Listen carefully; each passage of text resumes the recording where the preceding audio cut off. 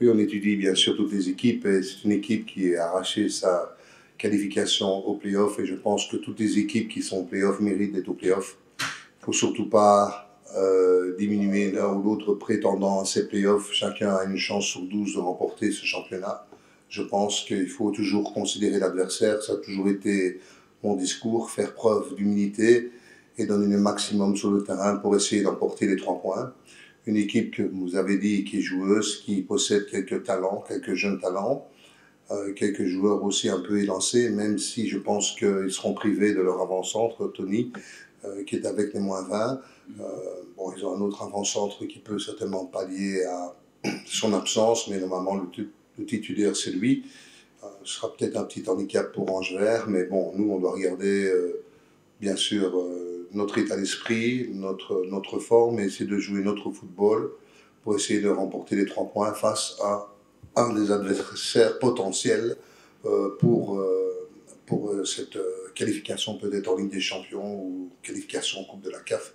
En tout cas, durant ce play-off qui va vraiment être un parcours du combattant, un parcours marathonien, si on peut dire, puisque nous jouons tous les 3-4 jours.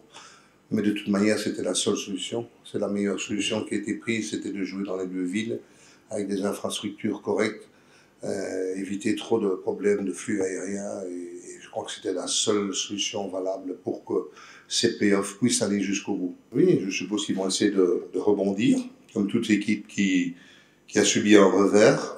C'est tout à fait normal. Ce n'est certainement pas une proie facile, comme je viens de vous le dire précédemment. Je ne sous-estime aucune équipe. Donc, ce serait une grosse erreur de la part de mes joueurs ou même du staff technique. Mais nous, dans le staff technique, on ne pense pas comme ça. Ce serait donc une grave erreur de mes joueurs de penser que le match est gagné avant de monter sur le terrain.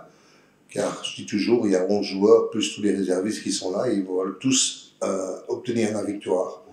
Donc, l'humilité doit être là, le respect de l'adversaire doit être là, pas la crainte, mais le respect, et donner le meilleur de soi-même à chaque match, puisque chaque match a sa propre histoire, son propre déroulement, et oui, même si nous avons gagné contre Tanganyika, même si nous avons fait un très très bon match contre Tanganyika, il va falloir remettre le couvert à nouveau pour battre cette équipe d'Angevert, en tout cas essayer d'empocher les 3 points, car c'est notre objectif.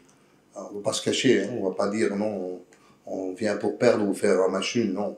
Je ne connais aucun coach qui peut parler de la sorte, mais mon collègue qui était ici avant moi a certainement dit la même chose, qu'il était prêt à affronter Lupopo.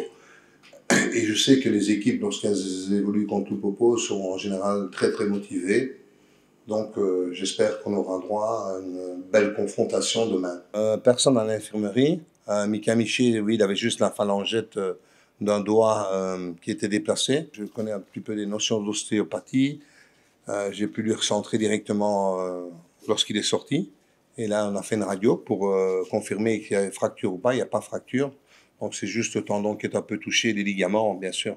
En tant que gardien de but, ancien gardien de but, je les ai eu beaucoup de fois. Donc l'important, c'est qu'il n'y ait pas de fracture. Donc avec une petite attelle, ça ira demain. Il s'est entraîné hier tout à fait normalement.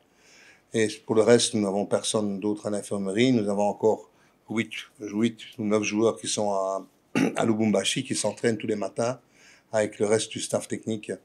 Donc voilà, je pense qu'on est prêt pour demain.